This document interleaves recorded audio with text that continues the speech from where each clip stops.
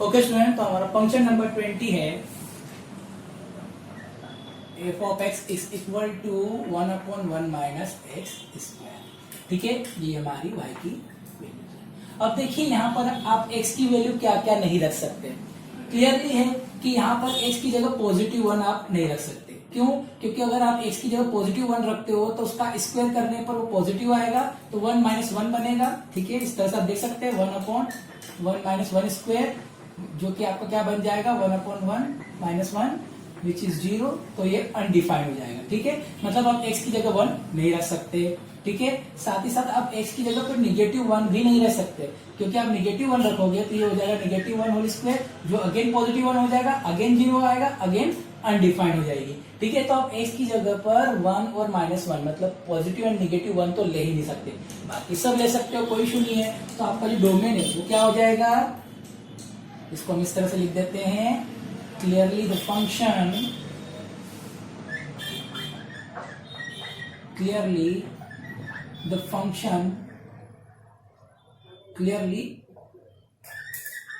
only for x equal to 1 and -1. ठीक है, the function is not defined. The function is not defined. ठीक है, इन दो values के लिए डिफाइंड नहीं है, तो डोमेन में हम बाकी सब तो रख सकते हैं ना। सो द डोमेन इज, सारे रियल नंबर लेना है, बस इस 1 - 1 को आपको क्या कर देना है, हटा देना है। ये हो गया हमारा डोमेन। चलिए अब इसके रेंज के बारे में बात करते हैं। ठीक है, चलिए रेंज के बारे में बात करते हैं। तो देखिए y इक्वल टू क्या है आपके पास 1/1 माइनस एक्स स्क्वायर है। ठीक है, सबसे पहले इसको आपको ट्रांसफॉर्म करना पड़ेगा। ठीक है, तो सबसे पहले इसको उधर ले आएंगे, ये हो जाएगा y minus y x square equal to 1।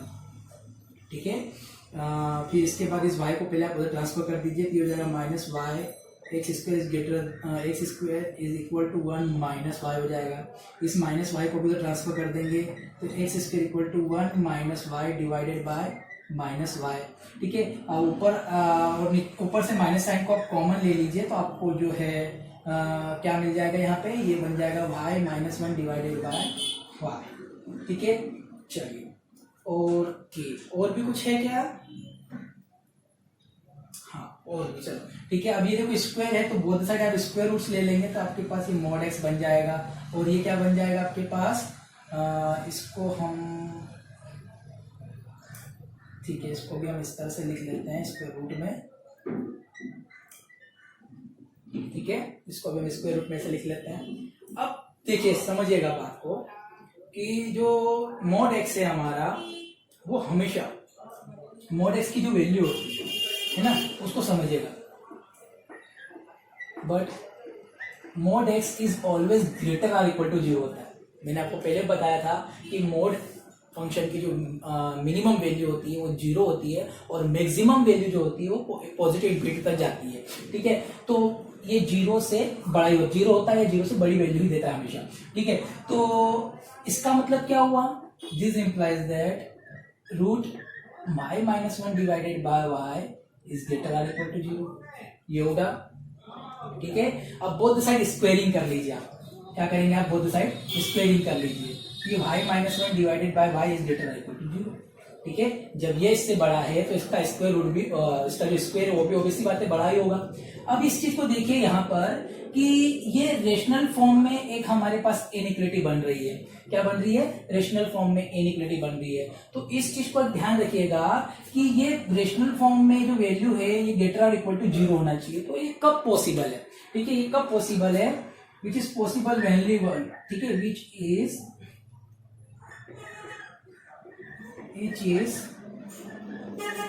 Possible when समझना, अगर ऊपर की वैल्यू पॉजिटिव है और नीचे की वैल्यू भी पॉजिटिव है। ठीक है, देखो नीचे की वैल्यू 0 नहीं हो सकती है, तो क्लियर है। ठीक है, नीचे की वैल्यू आपकी 0 नहीं हो सकती।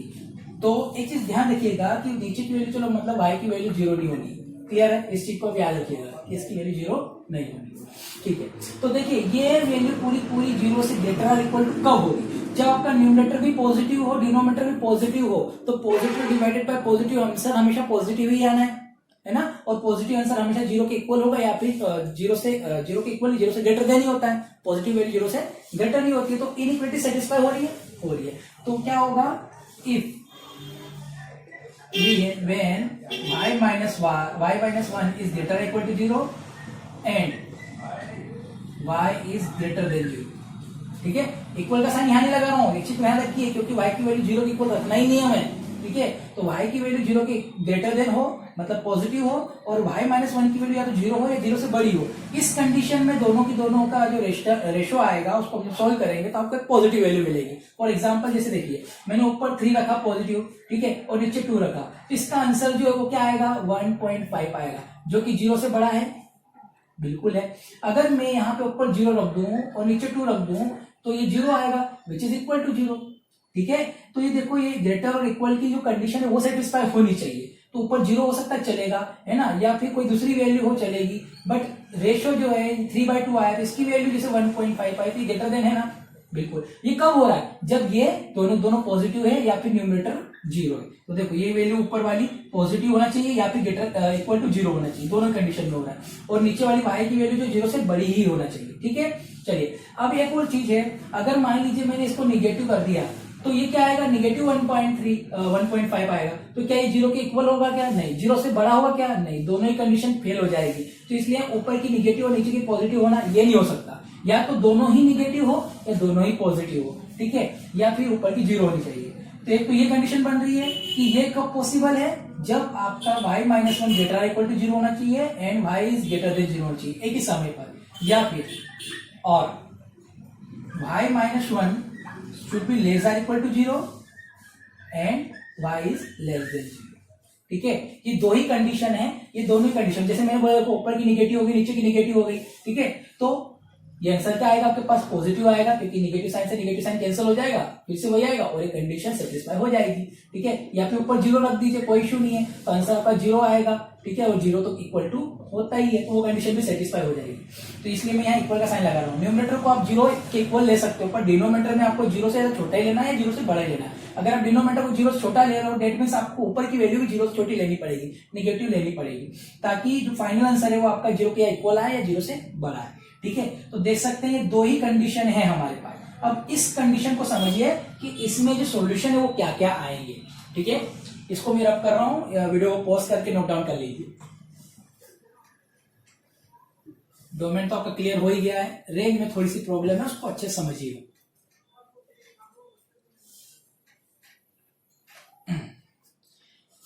तो देखो, y minus 1 is greater or equal to 0 का मतलब क्या है, y minus 1 is greater or equal to 0 का मतलब है कि y is greater or equal to 1, ठीक है, and y is greater than 0 का मतलब y इज ग्रेटर देन 0। मैं केवल भी फर्स्ट के बारे में बात कर रहा हूं, ठीक है, इसको समझिएगा। y minus 1 is greater or equal to 0 and y is greater than 0, that means y is greater or equal to 1 and y is greater than 0। तो 1 y, इसका मतलब क्या है, यहाँ पे क्या सॉल्यूशन बन रहे हैं, एंड का मतलब हमेशा इंटरसेक्शन होता है, इस चीज को ध्यान रखिएगा। एंड के लिए हमेशा हम इंटरसेक्शन यूज करते हैं, जब हमने सेट थ्योरी पढ़ी थी तब मैंने आपको पहले भी बताया था, ठीक है। चलिए, अब देखिए, y is greater equal to 1 का मतलब क्या है कि y की वैल्यू या तो 1 होगी या फिर 1 से बड़ी होगी, ठीक है, ओके।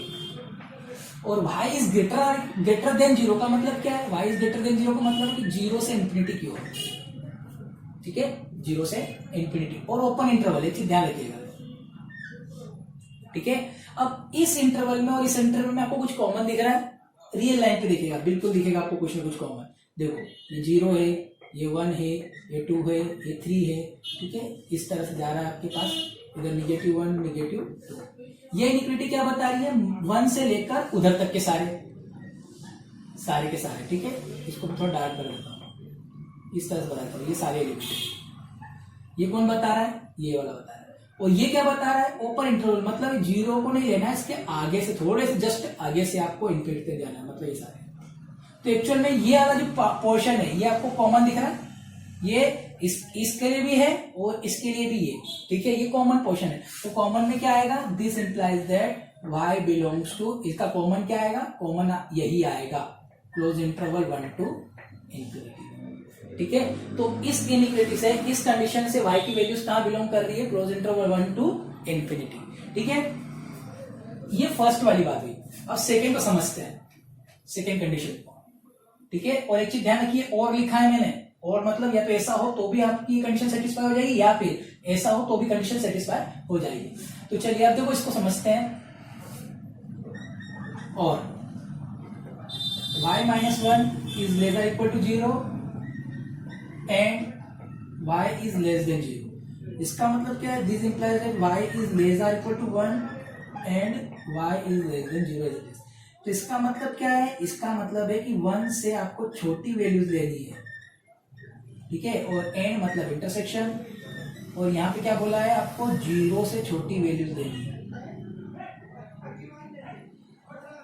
ठीक है स्टूडेंट। हाँ, तो आपको यहाँ पे क्या लेना है, 0 से छोटी वैल्यूज लेना है।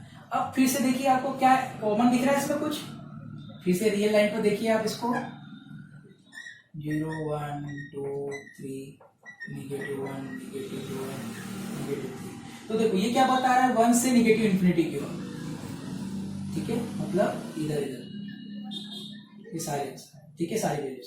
और ये क्या बता रहा है, 0 से नेगेटिव इन्फिनिटी की ओर, ठीक है, ओपन इंटरवल 0 से, ये ओपन इंटरवल, ठीक है, 0 को शामिल नहीं किया उसके बाद से।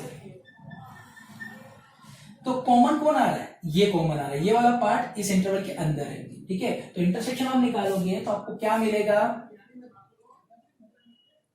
इसको नीचे लिख देता हूं, दिस इंप्लाइज दैट यहां से आ रहा है y बिलोंग करेगा आपका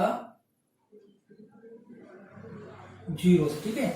तो सॉरी यहाँ पे ओपन इंटरवल आएगा, तो ओपन इंटरवल इंफिनिटी टू 0, ठीक है, ये चीज हो गई।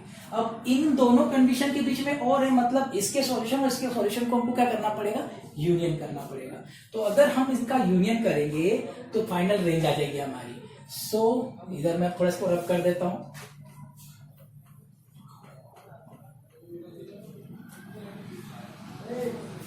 Okay. So final range, so the range is,